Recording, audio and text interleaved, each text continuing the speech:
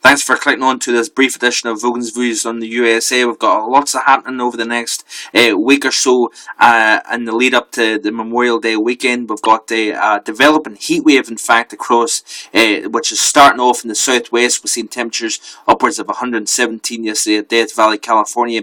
Now, as we see heat building, and that will eventually push eastwards through the central plains, the Ohio Valley, and towards the east coast, we've got this area of low pressure, a storm system over the Gulf of Alaska. That will carve out a very deep trough over the western United States, and the two will fight out.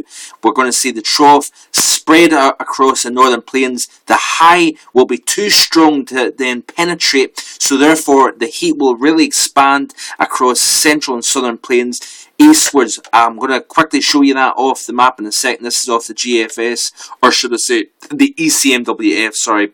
But we've also got an area of low pressure that's been spinning away for the past couple of days off the east coast. The counterclockwise circulation of that precipitation pulling very heavy rain across New England, and we've seen that yesterday across parts of Jersey, northern parts of Virginia as well, upwards of 1.5 inches of rain. But we're going to continue to see that rainfall piling off the east coast, tropical rain that will be, and we could be seeing several inches over the next couple of days. That rain and shower and thunderstorm activity up and down the east coast will continue through the next few days as that cold front is sitting basically over the Appalachian Mountains. That's going to continue to keep those showers and thunderstorms going. At the same time, like I said to you, we've got that area of low pressure that's going to start diving southeastwards. As it does so, notice how the heat is getting resisted to the east, so it's getting deflected because the trough's too strong, but the high itself is also too strong to allow that trough and the cold front to dig south and southeastwards. By Thursday, you notice here the heat's starting to expand. You've got a carving out much cooler, drier air feeding in on the backside of that cold front. We're going to be seeing some very chilly conditions after 80s, for example, across parts of Idaho, into Montana, down into Wyoming. We could be seeing temperatures struggling to get out of the 40s in places and the 50s quite widely.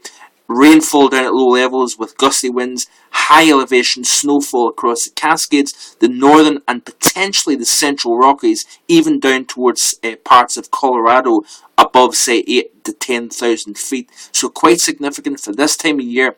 But we've got on the other side of that trough, folks, we've got very hot weather pushing 80s and 90s all the way up into the northern plains. That will get pushed eastwards. And as that front pushes eastwards, we need to watch out for hot, humid air riding down at the surface. We've got very cold, increasingly cold air in the mid and upper levels associated with this air coming down from the northwest.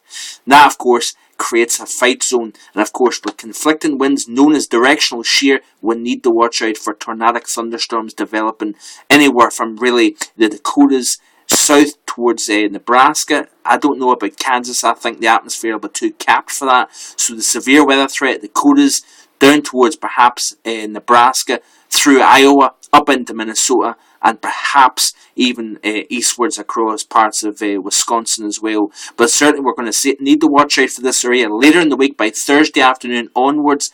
And of course the cooler, very hot air, that's all getting driven southeastwards, or should I say eastwards, in association with the pressure put on by that trough. By Thursday and into Friday, you notice here how the colours start to go more red, indicative of stronger heights aloft. We're going to be seeing widespread 90s, by the way, by the time we reach the latter part by Friday afternoon into Saturday. We're going to be talking about, look at the size of this ridge here, folks. Very powerful area, high pressure. Notice how the trough, it digs all the way down into Southern California. Could be seeing some high base thunderstorms developing in the mountains around LA and San Diego, even over the desert region as well. Much cooler conditions as opposed to what we're seeing at the moment. But notice how from the central plains eastwards, we're going to be seeing widespread low to mid 90s, and that will not be for a day or so. It will last Saturday, Sunday, and even in towards Monday as well. Look at that there. Look at how powerful that ridge of high pressure is. Very dominant. It's covering practically half the country, while at the same time we've got a very dramatic trough here in the western flank of the country.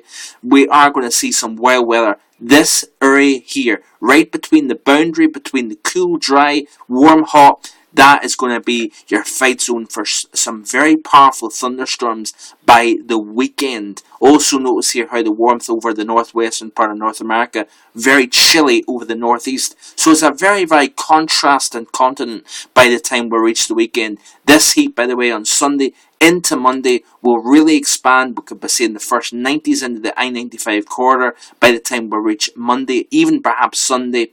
And we are going to be talking about dangerous heat. Look at that ridge, folks.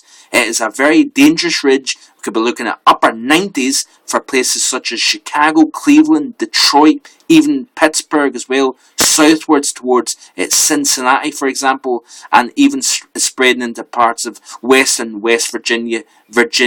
We need to be careful here, folks, because this could be a multi-day mid to upper 90 heat wave. Keep checking back and I'll keep you up to date. Bye for now.